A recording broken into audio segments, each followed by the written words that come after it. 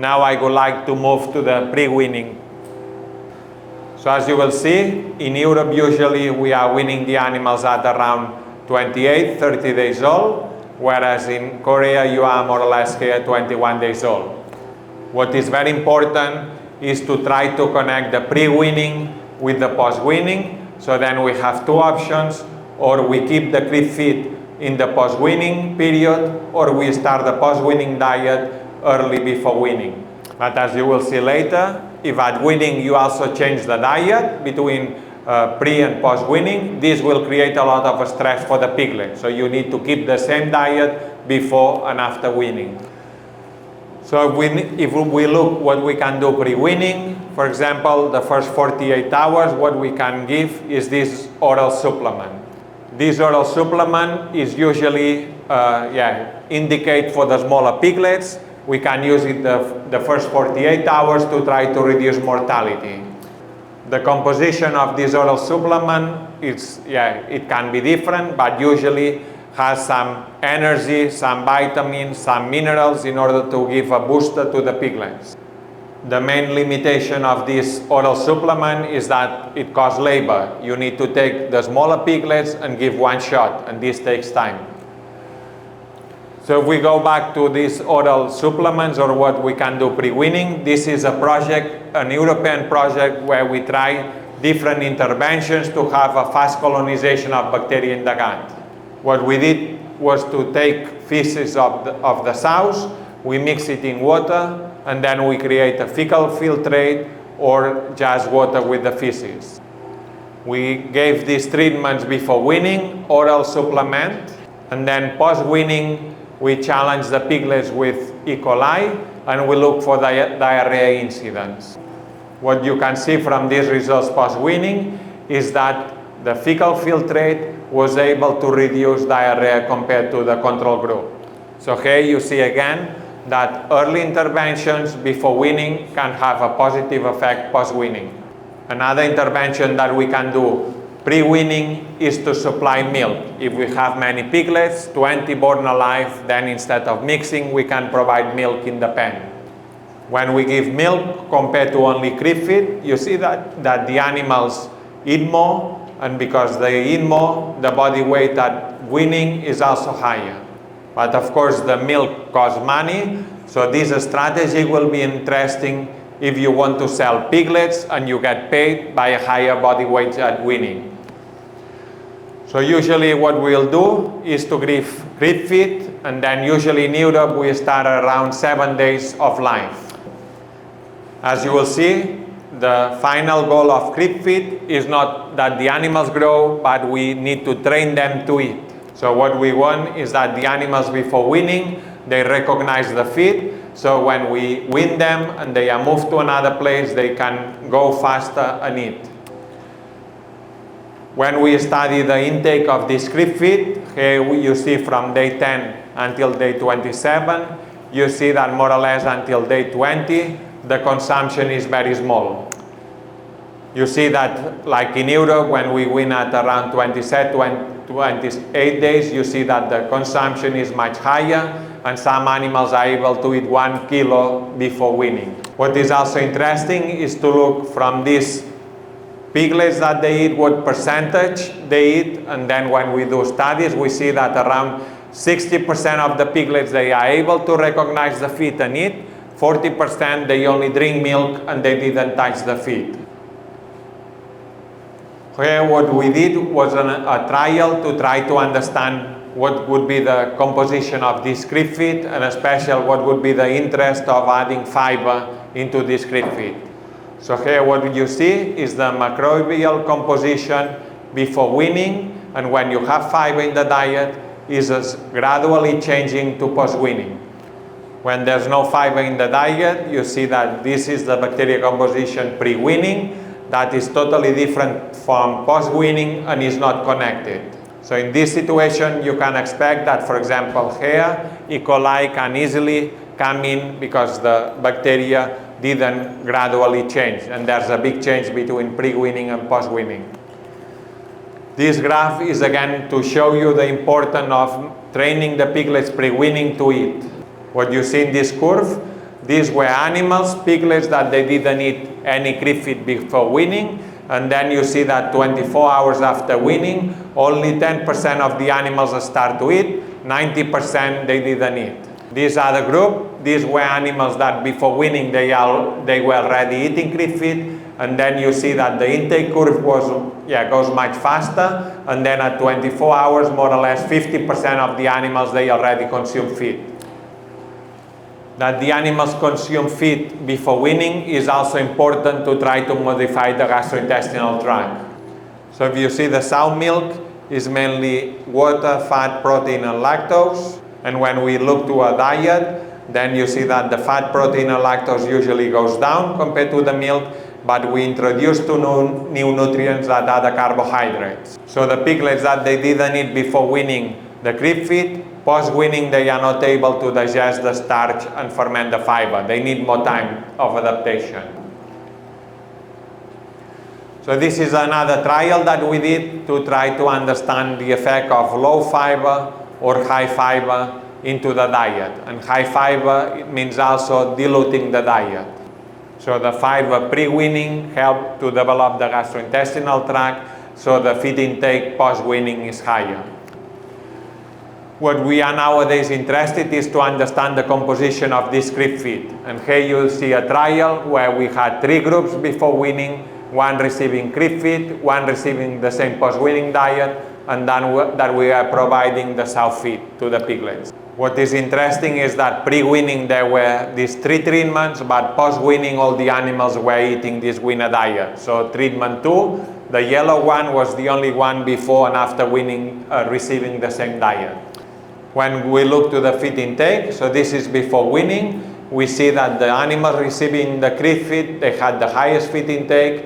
Then the ones receiving the post-weaning diet, the lowest was for the animals receiving the sow diet.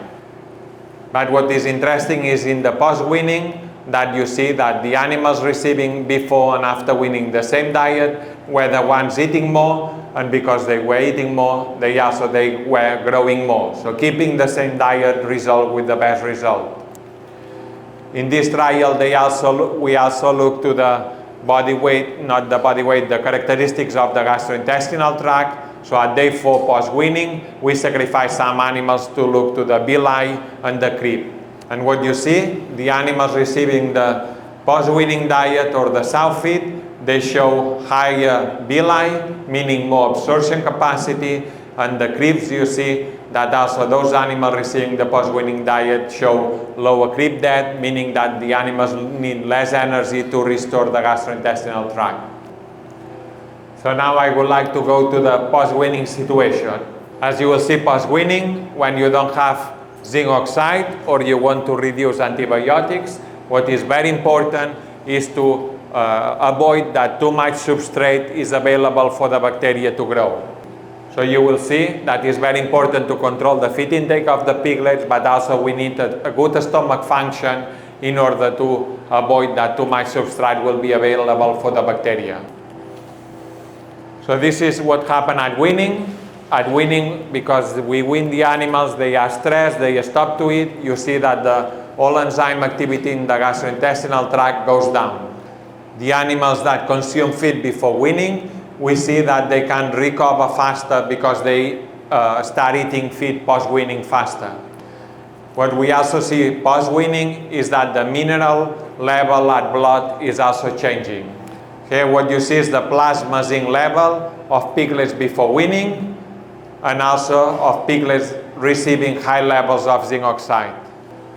What you see in this situation is that the plasma zinc level is similar than before weaning. And what you see, this is the current situation in Europe with the lowest zinc oxide level in the diets. What you see in this situation is that if the plasma zinc is low, zinc is very important for many metabolic routes, and for example for gut integrity, for leaky gut. So you will see that because now the plasma zinc is low, the animals have more challenge. So what you see post-weaning, the animals are weaned and they stop to eat because they are stressed, and then because they don't eat, you see that the whole gastrointestinal tract is under pressure and you see leaky gut. What you see at the end of the first week is that the animals get diarrhea. After 1 week or 10 days, the animals recover the feed intake, and because recover the feed intake, they also restore the gastrointestinal function. What we see in Europe around more or less 10 days, 2 weeks post-weaning, is that in this situation, a lot of animals, they get meningitis, Streptococcus suis. So what we see is that if you are able to control the diarrhea, you are also able to reduce the problem of suis later on. So we have different hypotheses to understand why we see Streptococcus suis 2-3 weeks post-weaning. The first one that I already explained is that E. coli opened the door for suis to get in. The second route is that we have seen that before weaning, the suis level is high. After weaning, we don't have the maternal antibodies. So after weaning, the suis can become virulent and create problems. The third one is in farms with a higher health status that we don't see diarrhea and we see acute problems of suis. And here what we see is that the bigger animals are the ones suffering from suis. So in this situation, we could hypothesize that those piglets, they have a really high feed intake, so they can eat more than what can digest, and this metabolic stress because of the high feed intake results in a growth of suis.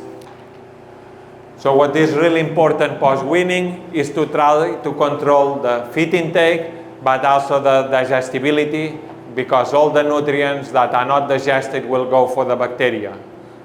So we don't need only to focus on the small intestine, we also need to focus on the stomach function. The stomach is a very important organ for the piglets. So what you see in pigs is that the stomach usually should have a lower pH, because with a lower pH we have the gastric barrier, but also we have the protein digestibility.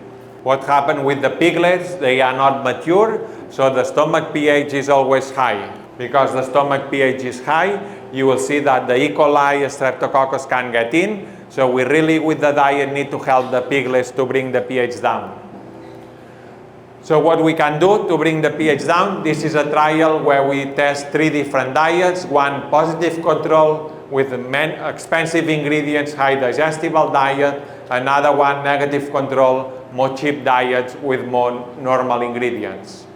The third treatment, we use this negative control diet and we dilute with inert fiber in order to stimulate the feed intake, but also have positive effect on the stomach. And what you see the first 2 weeks post-weaning is that when you dilute the diet and you put fiber, the feed intake is higher, the fecal score is also higher, meaning less diarrhea problems.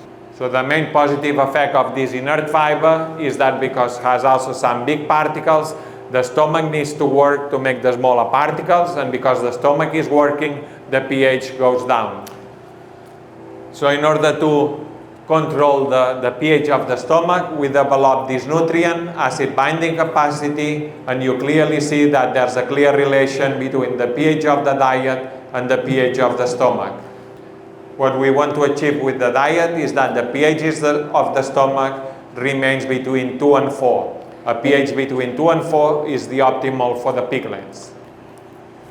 What you see in this trial that we did was a diet with a high buffering capacity, and this one had a low buffering capacity. So you see that this diet with a high buffering capacity result in 8% less growth 5 weeks post-weaning. So the effect of changing the stomach pH in piglets is very high. So with this, I would like to summarize the focus that we use in Europe.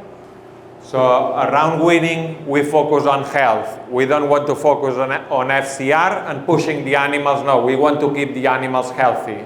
In order to keep the animals healthy, we focus to reduce the protein, to reduce the stomach pH, and to use fiber. What you see is that if the animals remain healthy, then in the later phases, you can push them for growth and give more lysine, protein, and energy so they can grow. But if the animals here, they have diarrhea, you will have later on problems such as suis or other problems. So preventing diarrhea after weaning is very important. So to conclude the presentation, I think that if you want to reduce the antibiotics use or zinc oxide use, you really need to take an holistic approach, starting already around the south, continuing after weaning. And with the diet, we can do a lot of things, but also the management, vaccination, there's other factors that also will play an as important role as the diet. So we need to take everything into account. And with this, thanks Rio for the translation and 감사합니다 to everyone. 네, 이상으로 발표 마치겠습니다. 감사합니다.